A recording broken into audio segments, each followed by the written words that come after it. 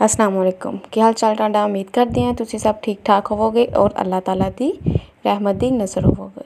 तो व्यूअर्स तुसीं देख रहे हो अपना यूट्यूब चैनल कुकिंग विद मुकद्दस। ते अज आपां अपने किचन च बनावांगे बहुत ही मज़ेदार जिहा और सादा जिहा अचारी पुलाव। अचारी पुलाव आपां चिकन वाला या चने वाला नहीं बनाना, आपां बनाना अज आलू वाला अचारी पुलाव। बहुत ही आसान और बहुत ही मज़ेदार रेसिपी आ।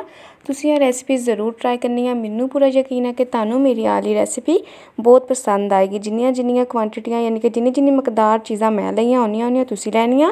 ते आओ स्टार्ट करदे आं। बिस्मिल्लाहिर्रहमानिर्रहीम। तो सब तो पहला तुसीं लैना जी अपना पैन लैना, जिहदे विच तुसीं अपने चावल बनाने आ यानी कि पुलाव बनाना। उहदे विच तुसीं अद्धा कप जिहड़ा कुकिंग ऑयल पा देना ते ओहदे थल्ले अग्ग बाल देनी यानी कि फ्लेम नूं तुसीं कर देना ऑन कर देना।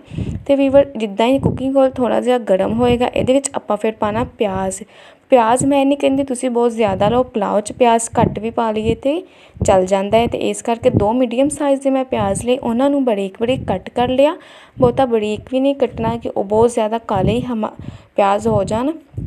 तुसीं उन्हां नूं नॉर्मल जिहा कट लैना ते उन्हां नूं तुसीं इदां दा कलर आउण तक जिहड़ा तुसीं फ्राई कर लैना। ते उस तो बाद तुसीं 2 छोटे साइज़ के टमाटर कट के पा देने। छिलने होए तुहाडी मर्ज़ी, ना छिलने होए तां भी तुहाडी मर्ज़ी, ये कोई मसला नहीं।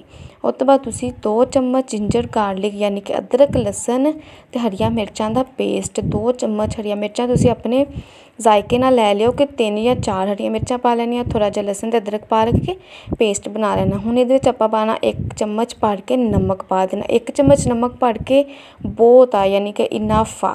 तो ये हुण पाना तुसीं जीरा। जीरा तुसीं अपनी मर्ज़ी नाल जिन्ना मर्ज़ी पा लो, चाहे 1 चम्मच पा लो, 2 चम्मच पा लो, 3 चम्मच पा लो, क्योंकि आपां इह च होर कोई मसाले नहीं पाने।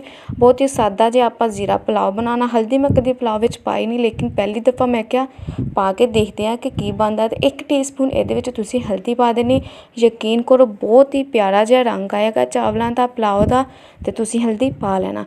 इनू चंगी तरह तुसीं चम्मच चलांदियां होया जिहड़ा ना तुसीं भुन लेना ताकि अदरक लहसुन का कच्चापन खत्म हो जाए। फिर इहदे विच तुसीं पाने 1 पाइया आलू छिल के ते कट के। आ तुहाडी मर्ज़ी आ कि तुसीं किदां दे कट्टने आ, लम्मे लम्मे कट्टने आ या तुसीं छोटे कट्टने आ। कट के पा के तुसीं इनू बहुत चंगी तरह भुन लेना। इन्ना भुनना कि साडे आलू जिहड़े आ ना तकरीबन 70 तो 80% ना पक जान। ते इस तो बाद तुसीं इनू कवर कर देना ताकि आलू दम ते चंगी तरह पक जान। बेशक थोड़ा जिहा पानी पा लिओ, बेशक ना पाइओ, हल्की अग करके तुसीं इनू ढक देना। ते आ देखो जी साडे आलू जिहड़े आ तकरीबन पक चुके आ।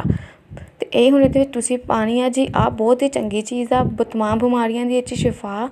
ये हैगी कलवंजी। कलवंजी तुसीं 1 चम्मच पा लो, अद्धा चम्मच पा लो, इनकी जिन्नी तुहाडे कोल गुंजाइश है उन्नी तुसीं पा लो। ते आ हैगा जी अचारी मसाला। अचारी मसाला कोई बाज़ारी चीज़ नहीं आ जिहड़ा अचार आपां घर विच पाया हुंदा। हर घर विच अचार मौजूद आ। उस अचार दे थल्लों तुसीं मसाला कड्ढ के 1 तो 2 चम्मच तुसीं ओह पा लेना। इन्ना मज़ेदार पुलाव बनना कि तुसीं हर रोज़ तुहाडे घर वालिਆਂ ने कहना कि ओही पुलाव बनाओ। तुसीं मुर्गी नूं भुल जाओगे यानी कि मुर्गी वाला पुलाव भुल जाओगे, चने वाला पुलाव तुसीं भुल जाओगे। तुसीं आ जिहड़ा पुलाव ज़रूर ट्राई करना। कलवंजी ते अचारी मसाला पा के तुसीं चंगी तरह भुन्नण तो बाद अपना चैक कर। आ जिहड़ियां मिर्चां मैं पाईआं ना, ये मैं पाईआं बस एक्सट्रा, ये तुसीं बेशक ना पाओ, स्किप कर दिओ, ये कोई ज़रूरी नहीं आ, ये बस मैं एवें पातियां।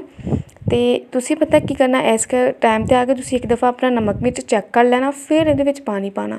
पानी पाना जिहड़ा मैं एक कोला लिआ ना, ये तुसीं जिन्ने तुहाडे चावल आ ना चावलों तो डबल पानी। हर एक नूं हिसाब हुंदा है कि चावल साडे किन्ना पानी लैंदे आ। मैं जिहड़े चावल घर पकानी आ वो डबल पानी लैंदे आ, ते इस करके मैं उहदे विच 2 कोल जिहड़े सी ना यानी कि 2 लीटर मैं पानी पाता। 1 किलो अपने चावल सीगे। ते आपां पानी नूं चंगी तरह ना पक्कन देना।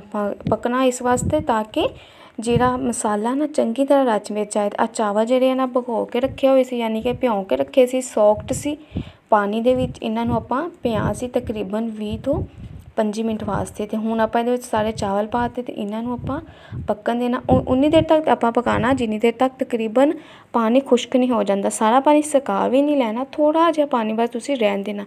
तुहाडे अगे रिक्वेस्ट है मेरा चैनल सबसक्राइब कर दो। वीडियो चंगी लगदी है तो अपने दोस्तां नाल शेयर करो। ਤੇ ਇਹ ਦੇਖੋ ਜਿਹਦੇ ਵਿੱਚ ਤਕਰੀਬਨ ਪਾਣੀ ਜਿਹੜਾ ਤਕਰੀਬਨ ਖੁਸ਼ਕ ਹੋ ਚੁੱਕਿਆ ਹੈ, ਤਕਰੀਬਨ ਥੋੜਾ ਸਾ ਪਾਣੀ ਹੈ ਹਲੇ, ਉਹ ਵੀ ਆਪਾਂ ਇਹਦੇ ਵਿੱਚੋਂ ਚੰਗੀ ਤਰ੍ਹਾਂ ਸੁਕਾ ਲੈਣਾ ਵਾ। ਪਾਣੀ ਸੁਕਾਉਣ ਦਾ ਮਤਲਬ ਇਹ ਹੈ ਕਿ ਸਾਡਾ ਪੁਲਾਓ ਜਿਹੜਾ ਨਾ ਜੁੜੇ ਨਾ, ਇਸ ਕਰਕੇ ਆਪਾਂ ਸੁਕਾ ਲੈਣਾ, ਕਿਉਂਕਿ ਆਪਾਂ ਚਾਵਲ ਪਹਿਲੇ ਭਿੰਤੇ ਸੀਗੇ। ਤੇ ਇਹ ਦੇਖੋ ਜੀ ਤਕਰੀਬਨ ਜਿਹੜਾ ਪਾਣੀ ਜ਼ਿਆਦਾਤਰ ਖੁਸ਼ਕ ਹੋ ਗਿਆ, ਥੋੜ੍ਹਾ ਬਹੁਤ ਪਾਣੀ ਇਹਦੇ ਵਿੱਚ ਬਚਿਆ ਹੈ। ਤੇ ਇਹਨੂੰ ਆਪਾਂ ਹੁਣ ਦੇ ਦੇਣਾ ਦਮ। ਦਮ ਤੁਸੀਂ ਲਾਣਾ ਕੋਈ ਪੌਣਾ ਲੈ ਲਓ, ਅਮੂਮਨ ਘਰ ਵਿੱਚ ਬਣਾਏ ਹੁੰਦੇ ਆ। ਮੈਂ ਦੇਖੋ ਜੀ ਡਬਲ ਕੱਪੜੇ ਦਾ ਬਣਾਇਆ ਹੋਇਆ, ਤੇ ਮੈਂ ਇਹਦੇ ਨਾਲ ਜ਼ਿਆਦਾਤਰ ਦਮ ਲਾਉਂਦੀ ਹਾਂ। ਤੇ ਤੁਸੀਂ ਇਹਨੂੰ ਚੰਗੀ ਤਰ੍ਹਾਂ ਕਵਰ ਕਰਕੇ ਚਾਰਾਂ ਚੁਫੇਰਿਆਂ ਕੋ, ਯਾਨੀ ਕਿ ਇਹਦੇ ਵਿੱਚੋਂ ਹਵਾ ਨਾ ਨਿਕਲੇ ਬਾਹਰ, ਤੇ ਤੁਸੀਂ ਇਹਨੂੰ ਢੱਕ ਕੇ 10 ਤੋਂ 15 ਮਿੰਟ ਵਾਸਤੇ ਦਮ ਦੇ ਦੇਣਾ। ਤੇ ਦਮ ਤੋਂ ਬਾਅਦ ਦੇਖਦੇ ਹਾਂ ਜੀ ਇਹਦੀ ਫਾਈਨਲ ਲੁੱਕ ਕਿ ਸਾਡਾ ਪੁਲਾਓ ਕਿੱਦਾਂ ਦਾ ਬਣਿਆ। तो ये देखो जी माशाल्लाह बहुत ही प्यारा हमारा जो पुलाओ है तैयार है।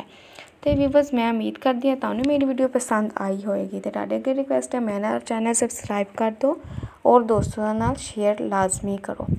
तो बहुत ही मज़ेदार जिहा साडा पुलाओ जिहड़ा तैयार है। तुसीं आ पुलाओ एक दफ़ा ट्राई करोगे तो तुसीं बाकी हर चीज़ भुल जाओगे।